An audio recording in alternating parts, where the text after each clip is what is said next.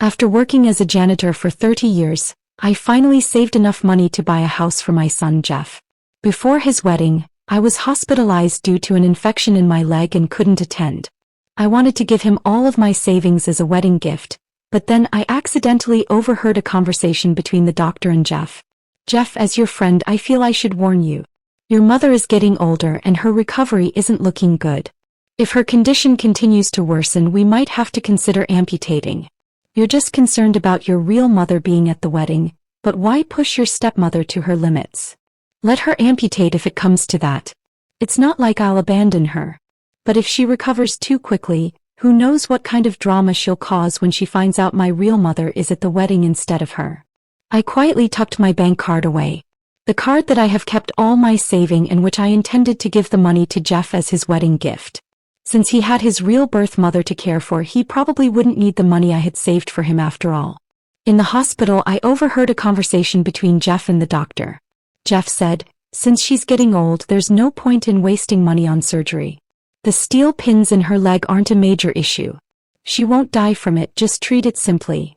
She's always been proud. If she hadn't reached the point where she had to be hospitalized long-term, she would have crawled to my wedding. Mandy's parents are both university professors.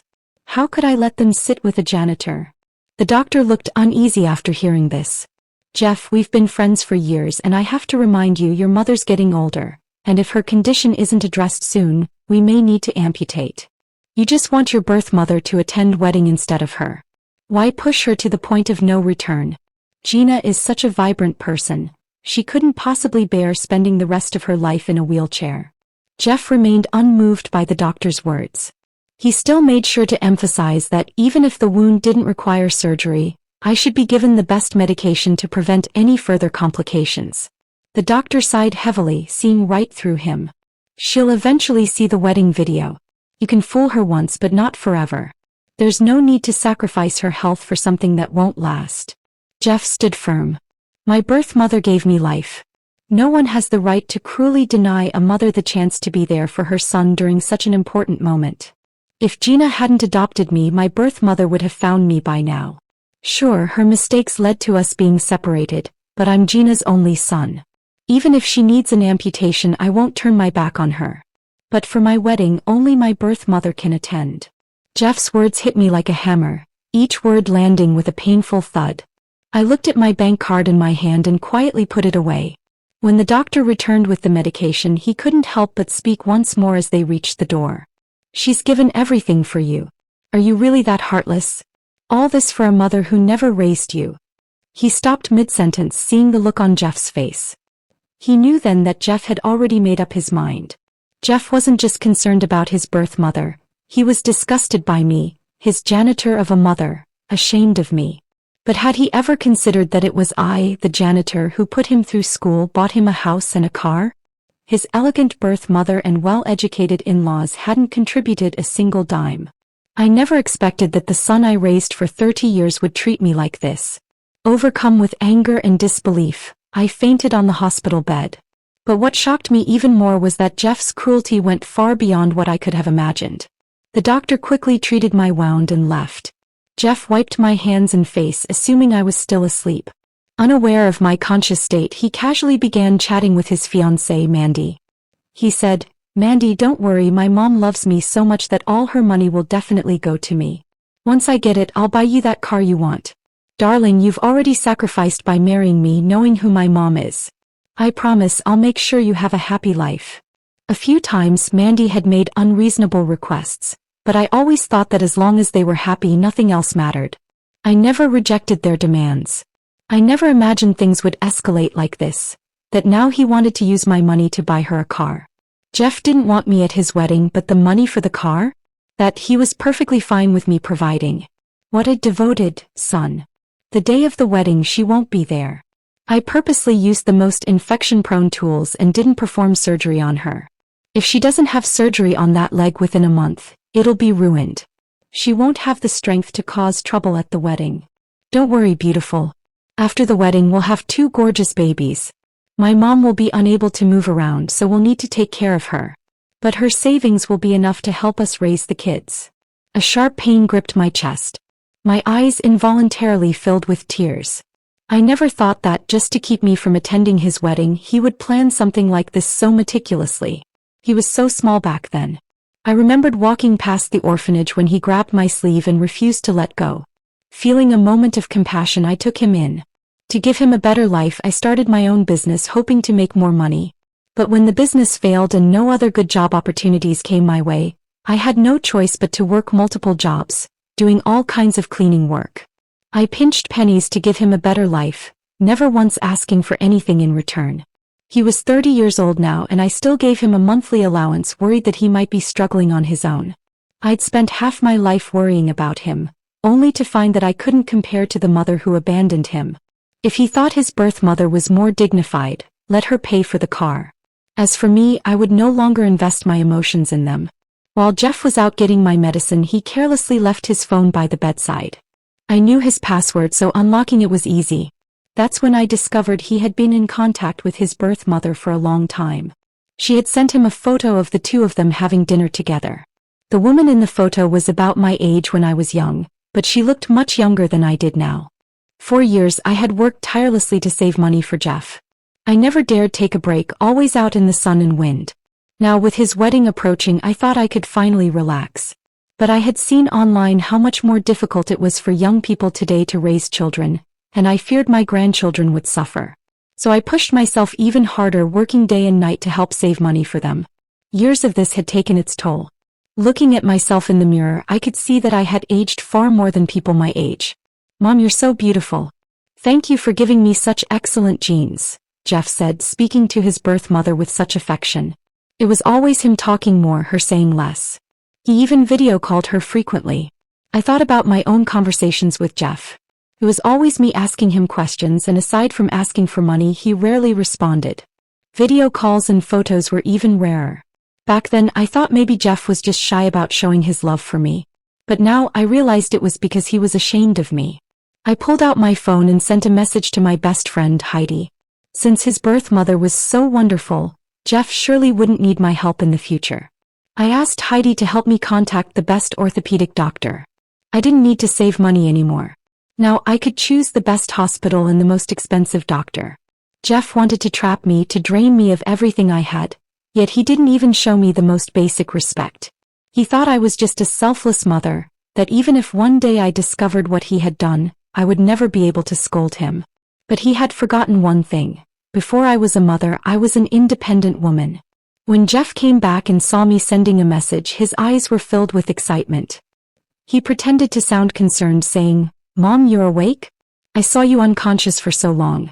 I was afraid you wouldn't wake up. I'm about to have my wedding and you're such an important guest. I've been looking forward to seeing my heroic mother make her grand entrance." As he said this, his voice seemed to carry a hint of grievance. "But the doctor said you need to rest for a while, so you definitely won't be able to attend my wedding. It's such a shame that you'll miss it. I always kept my cleaning tools neatly in their designated spot.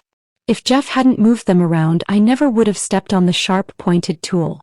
It was my fault for caring so much about him in the past, letting him think my feelings didn't matter." I reached out and gently ruffled his hair. I said, "I was careless, but don't worry. I'll definitely attend your wedding." When Jeff heard this, his eyes showed a fleeting panic. He quickly corrected himself. "No, that's not it." Realizing he had said the wrong thing, he tried to explain. "The doctor said you can't move around too much right now. There will be a lot of socializing at the wedding and it'll be too hard for you. I don't want you to push yourself to attend." I smiled softly, watching him continue with his lies. "Even though you've left these regrets in my life for not able to be attending the wedding, I don't blame you. I know you meant well. I'll hire an actor to attend on your behalf." "But Mom, didn't you say you had some savings for me before the wedding? When do you plan to give it to me?" He started by blaming me for being careless and causing my injury, even going as far as implying that he was being generous, forgiving my mistake and still willing to accept my money. What a generous gift. Maybe it was because I hadn't agreed to hand over the money yet, but Jeff was clearly getting anxious. At that moment, he no longer cared about me not being able to move. He put me in a wheelchair and insisted I come watch his wedding rehearsal. "Mom, Mandy's a bit shy, so stay away from them. I'm worried the smell of the medicine on you might make them uncomfortable." "Them? Did that include his birth mother too?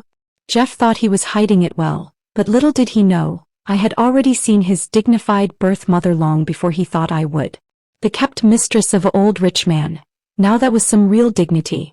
Jeff placed me in a small, separate room before quickly rushing out. I rolled myself in the wheelchair toward the venue. After all, I had spent money preparing for this wedding, and even though it was destined to end in disappointment, I still wanted to witness it in its moment of fleeting calm. As I neared the venue, I overheard some of the staff chatting as they set up. Have you heard? The family we're decorating the wedding for is pretty interesting. Apparently, they're having the real mother pose as a hired actress to attend the wedding in place of the adoptive mother. Why isn't the adoptive mother coming herself? She's sick, I think. But I mean, how could the adoptive mother possibly be as close to the kid? Of course, he'd be closer to his real mom. If it were me, I'd just let the real mom come. Who would dare stop her?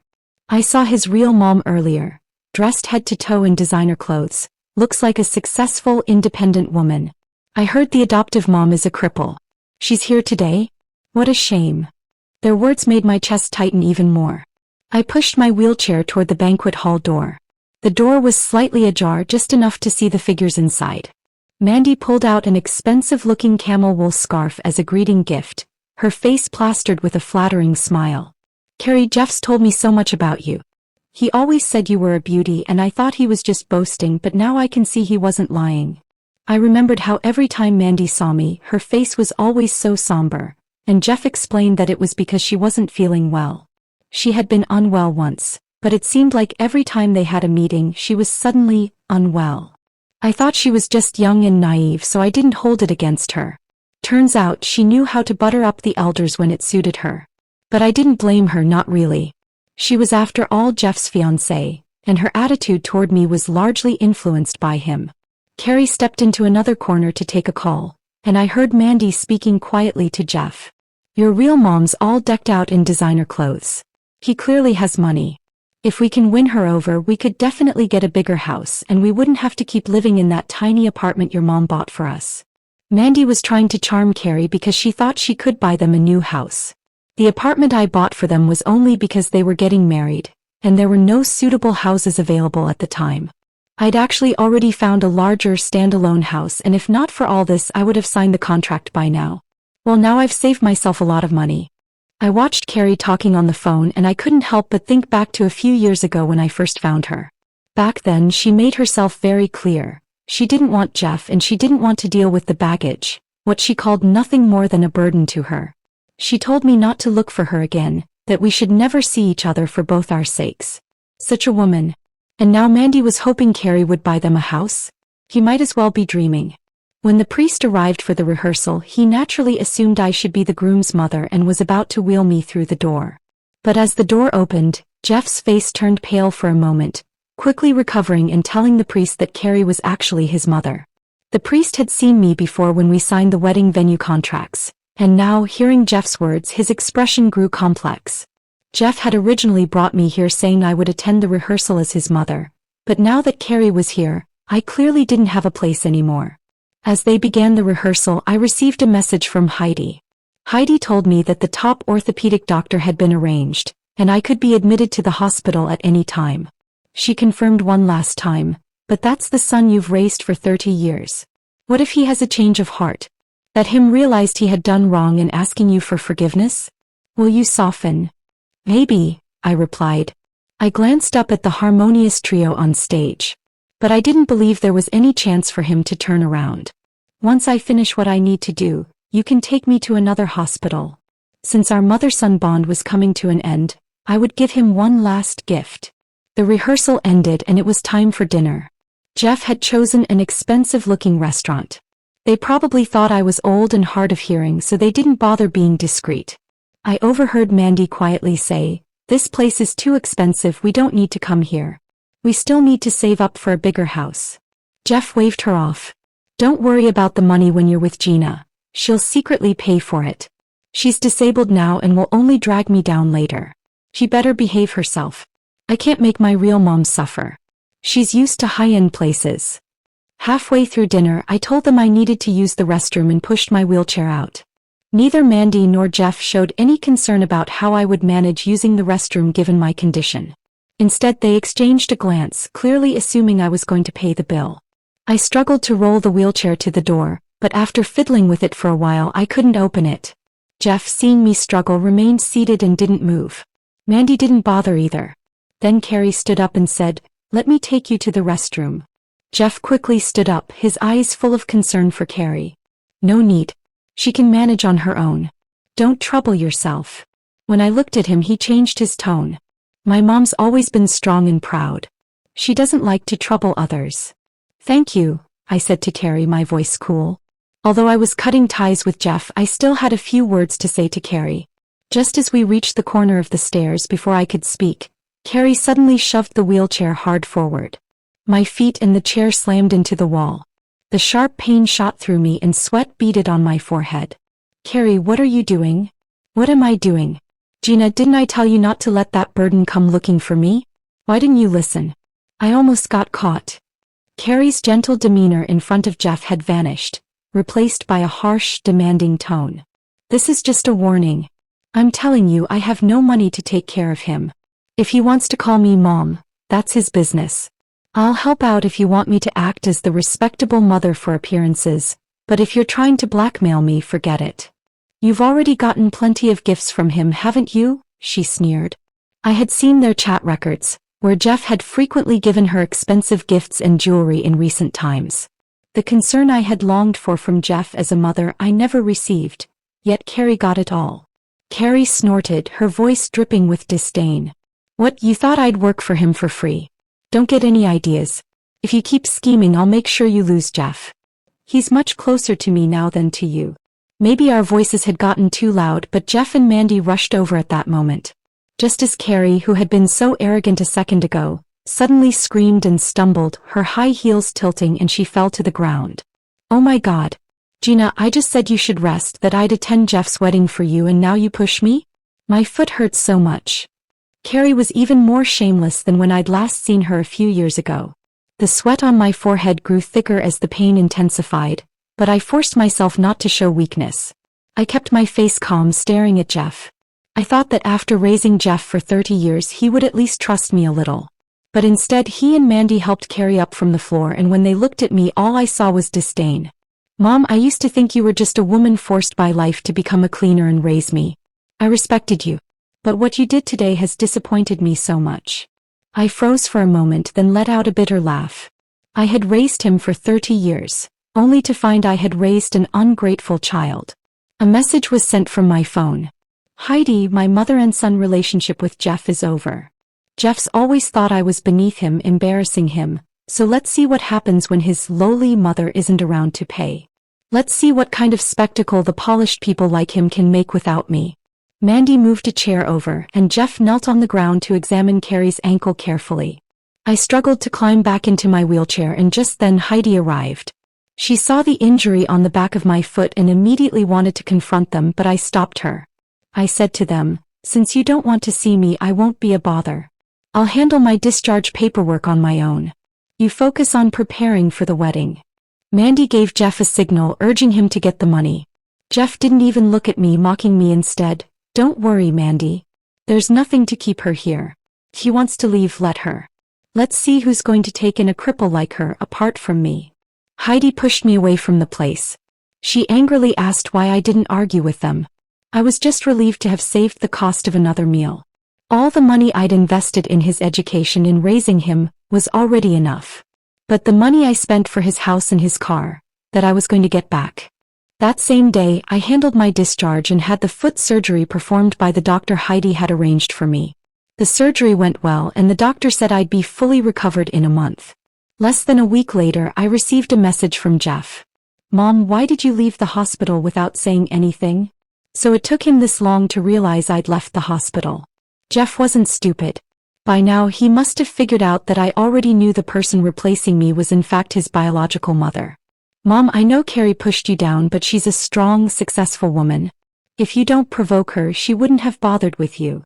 She's only attending on your behalf, but in my heart, only you are my real mom.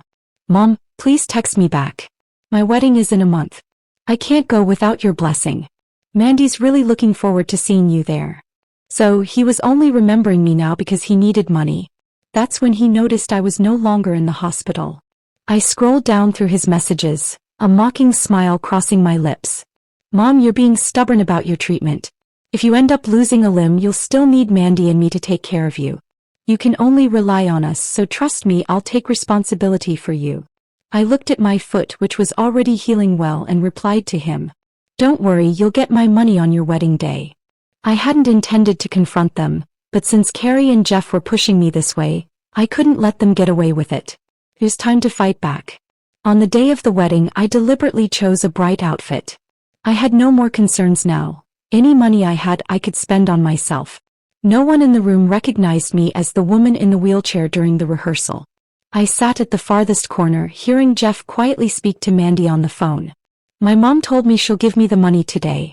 She's disabled now, so she won't dare refuse me or cause trouble. Don't worry. The wedding officially began with warm music filling the air. Soon it was time for the newlyweds' speeches.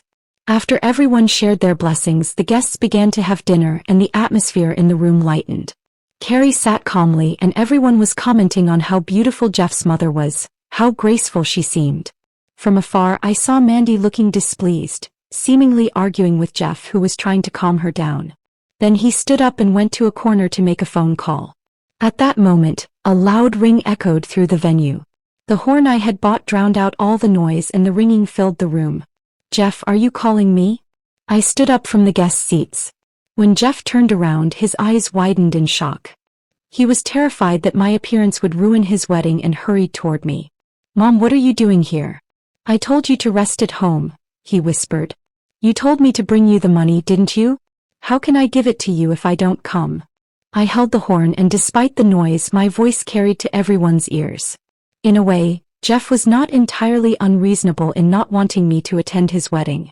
Because truth be told, I never let myself be a doormat. But when I was in the hospital and injured, I couldn't afford to make a rash move.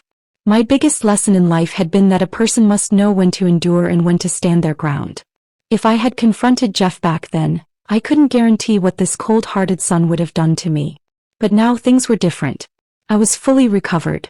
I wasn't going to let anyone walk all over me. Never mess with a woman who's fought her way through life. The guest heard my words and began throwing me disdainful looks. That's Jeff's adopted mother? Guess she can't compare to his real mom. Jeff's real mother is already here, but she still dares to make a scene. Adoptive mothers never truly care for their kids. Jeff's so pitiful. Did anyone else hear her say she came here to bring him money? Oh my God, if that's true, Jeff is way out of line. Jeff, who had been shielded by me for so long, now heard these comments. His face turned bright red with embarrassment. Mom, are you trying to embarrass me on purpose? What's with the horn? Seeing Jeff getting upset, Mandy rushed over to soothe him. Alright Jeff, calm down. For the sake of the money, just let her stay. She won't cause any trouble. She shot me an impatient look. Hurry up and give us the money, Gina. I stared at Mandy in surprise. The shamelessness of both her and Jeff was beyond what I could have imagined. Jeff was not someone who would easily back down. Angrily, he said, if you don't give me the money, then fine. I don't need you anymore. After all, my real mom can pay this money, I don't need yours. Gina, listen to me, unless you leave the money and leave, don't even think about me acknowledging you as my mother. You're really embarrassing me today. He probably thought that I would still treat him like a child, endlessly tolerant of him as I always had been. He thought he had me figured out. When he looked at the suitcase in my hand, his eyes were filled with greed. Your real mom? Does she really have the money? I asked, glancing at Carrie from a distance. Her eyes darted away nervously. Fine, you're going to give the money to him anyway, just leave the money and go. As soon as Carrie finished speaking, a video began playing on the big screen behind her. It was footage from 12 years ago when Carrie was disdainfully talking about Jeff. I've told you a million times, no matter how he's doing, it's none of my business. Don't let that burden come looking for me. If you adopted him, he's your child, not mine. I have no money to raise him, Carrie said on the video, her voice dripping with disgust and impatience. Jeff's eyes widened in disbelief. He had thought that he had worked so hard to find his dear long-lost biological mother, only to discover that I had found her 12 years ago. But Carrie had never wanted to acknowledge him. I knew Jeff was too young back then and I didn't want him to be hurt, so I told him his biological parents must have been looking for him, just hadn't found him yet. After all, what parent wouldn't love their child? Jeff had grown up under my care, sheltered in the belief that parents loving their children was a given. He naturally expected love and thought he deserved it. He never doubted Carrie's feelings for him. He even thought he should have lived the life Carrie led, wearing designer clothes and attending high-end venues. So he had always tried to please her, hoping she would take him back to his original class. Jeff took 2 steps back, shaking his head in disbelief. This can't be. You should love me. How could you not want me? Didn't Carrie ever tell you she's single? I asked. What's so strange about a divorce? Didn't you also get divorced? Even if she's divorced, it doesn't change the fact that I was born into a wealthy family. But soon, a man's arrival shattered Jeff's fantasy. A well-dressed man entered, flanked by a team of bodyguards. Without hesitation, the man yanked Carrie out of her seat and slapped her hard across the face. I've been keeping you for so many years, giving you all the things you want, the money, the car, even a villa. And you still dared to have someone else's child behind my back? I've done a paternity test with Jeff. You're done, Carrie. Jeff rushed forward, trying to stop them from hurting his biological mother. But before he could get close, a bodyguard kicked him away. The man left in a flurry, and the only sound that followed was Carrie's anguished screams. It was only then that Jeff realized. The mother he had always thought would help him climb the social ladder was nothing more than a wealthy man's mistress. He was the child of this mistress and another man, more despised than even a bastard child. His attempts to have Carrie protect his image had only slapped him in the face. Jeff, I've never thought there's anything shameful about earning money with my own hands. The ones who constantly rely on others to change their fate are the real shame. Being a janitor was never a lowly job. I, Gina, am proud of who I am. Mandy glanced at the suitcase I was holding and gave Jeff a push. Without Carrie as his real mother, if I didn't help him now, where else would he get money? In that instant, Jeff's attitude shifted drastically. Mom, you're right. It was all my fault before. You're the only mom I have. You're amazing and I've never thought less of you. His words made my heart grow colder. I should have never adopted him in the first place. After the divorce, I should have remarried to provide him with a stable environment instead of always putting him first. The tree I had carefully nurtured had borne rotten fruit. You want money? I'll give it to you. I placed the suitcase on the table and pulled out a handful of bills, tossing them into the air. The fake bills fluttered down, and it was only then that Jeff realized he had been fooled. Mandy quickly walked over and snatched the suitcase from my hands. Everything's fake. Gina, are you trying to cause trouble on purpose? Let me tell you, if there's no money today, I'm not marrying Jeff. You're just a janitor, and without me, you wouldn't even deserve to sit at the same table as my parents. Mandy's parents continued to look at me with the same disdain as before. I grabbed the horn. Calmly I said, "You're right. I came here to cause trouble. The venue and the banquet for this wedding were all paid for by me. I was kind to you, but you called me a shrew behind my back. Now let me show you what a real shrew looks like." I stood on a chair and exposed all the shameful things they had done, each detail laid bare. After hearing everything, Mandy's face turned bright red with fury and she stormed out, crying. Jeff's embarrassment was palpable. His face was alternating between pale and flushed as his relatives and friends began to gossip and point fingers at him. He quickly ran out to chase after Mandy, unaware that I still had another surprise in store for him. That evening, I received a call from Jeff. "Gina, you're so selfish. All I wanted was for someone to take your place at the wedding to give me some face. And you sold my wedding house. You're illegally meddling with other people's finances. Do you realize that?" "Then sue me," I replied coldly. "The house was bought with my money. The property deed is in my name. I did say I'd transfer it to you, but you refused it because the apartment was too small for you. You kept pestering me for money, wanting me to buy a bigger house. Now you can buy it yourself. I hope you find a nice big house. Good luck with that." Heidi and I were already on our way abroad.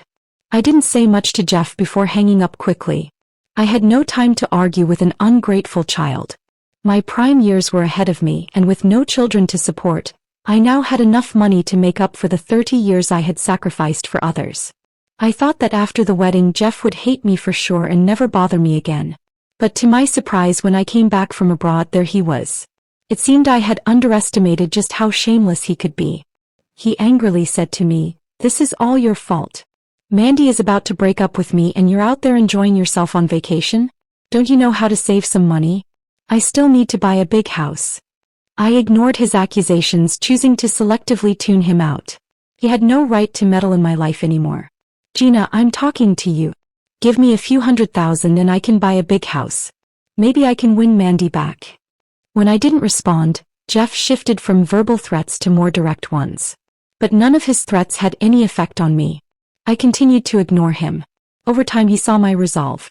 From disbelief to disappointment, then fear, he realized that the mother who had always been there for him would never protect him the way she once did. In his panic he became like a helpless puppy, but I chose to ignore him and distance myself, leaving everything behind and reducing any further contact. My life gradually entered a new chapter. Despite the betrayal and cruelty from my son, I didn't let myself fall into self-pity. Instead, I chose to redefine my existence. I invested my hard-earned savings into a charitable cause and founded the Adversity Mother Support Fund.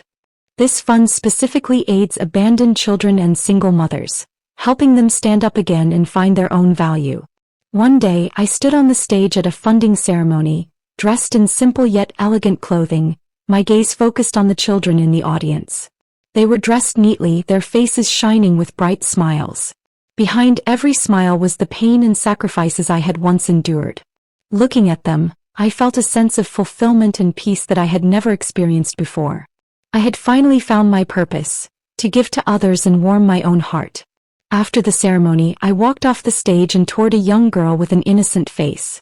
She gently tugged at my sleeve, and in that moment I saw the same look Jeff had in the orphanage. My heart trembled and I crouched down to her level. Softly I said, "This time we'll choose the family you like." The girl's eyes lit up and she tightly held my hand as if she had found a warmth she had longed for. In that moment I understood. The transmission of love and hope had never ceased. I let go of the unnecessary burdens of the past and embraced the new life that awaited me. As time went by, I gradually regained my love for life. I picked up old hobbies from my youth, especially painting and gardening. I became a volunteer at a nursing home, spending time with a group of elderly people who were my age. One spring afternoon, I took the elderly residents to paint. Watching them apply colors to their canvases, I felt as though I had returned to the younger version of myself, the one who lived for herself. On my own canvas bloomed a sunflower with sunlight shining on every petal, its colors bright and warm. I whispered to myself, "It turns out the brightest colors are those lived for no one else." Beside me sat a retired teacher and we shared our thoughts on colors and exchanged stories from our past. At that moment I suddenly felt that all the loneliness and anxiety I had felt before disappeared. I was no longer the woman who gave everything for others. I was someone who could live for herself. In the time I spent with the elderly, I rediscovered the meaning of life and the true equality of relationships. This was what I had always longed for, and I had finally found my spiritual sanctuary. Meanwhile, compared to the new life I was embracing, Jeff's world had long since collapsed. Not long after the wedding, Mandy filed for divorce. At first, Jeff was reluctant to accept it, but Mandy soon left him a threatening voice message. "Do you really think you can still squeeze money out of your mom after all these? Don't ever count on her again." Jeff couldn't accept it. He kept begging Mandy to reconcile, but it was all in vain. She had grown tired of the relationship and could no longer tolerate it. Meanwhile, Carrie was fired by her sugar daddy and her secrets were exposed. She now lived by selling off her jewelry, and Jeff began to feel the weight of the cruelty and coldness he had once shown me. It was a reckoning that finally caught up with him. One day, while rummaging through items in our old home, Jeff stumbled upon a yellowed bank book. It had entries like Jeff's travel expenses and Jeff's tuition fees. Every amount represented my sacrifices and the boundless love I had given him. Jeff's heart ached painfully as if he could hear the breaking sound deep within himself. This money, it was all from my hard work, saved for him. In that moment, Jeff understood the greatness of my love and sacrifice. But it was too late. No longer the arrogant young man he once was, Jeff found himself collapsing both materially and emotionally. The crumbling of his wealth and the desolation of his relationships left him feeling utterly lost. He tried desperately to win Mandy back, but it was all for nothing. Without the support he had once relied on, Jeff began to feel the overwhelming fear of isolation. One day, with nearly all of his belongings in hand, he tried to break free from the situation. But reality hit him hard again and again. Just as he was about to leave, he received a call from Carrie. Carrie revealed the true hypocritical nature of his once esteemed mother, the one he had believed would offer him a way out. Jeff realized that he could never return to the life he had once lived, never shake off those burdens. 10 winters later, I sat in the activity room of the orphanage, surrounded by a group of children. We were discussing family and maternal love. I gently answered all the questions from the parents looking to adopt. "What is a mother?" I asked, my voice warm and soft like flowing water. "A mother is the one who holds the umbrella for you when it rains, but remember." The sunlight poured through the window, casting a warm glow on my silver hair and lighting up my face. At that moment, my eyes were calm and resolute, as though all the pain and betrayal had blown away with the wind. I had finally found my own life. "Never wet your wings trying to dry someone else's feathers," I said, my voice tinged with compassion but more filled with release. In that moment, I realized I was no longer the woman who lived for others. I had become a woman who truly lived for herself.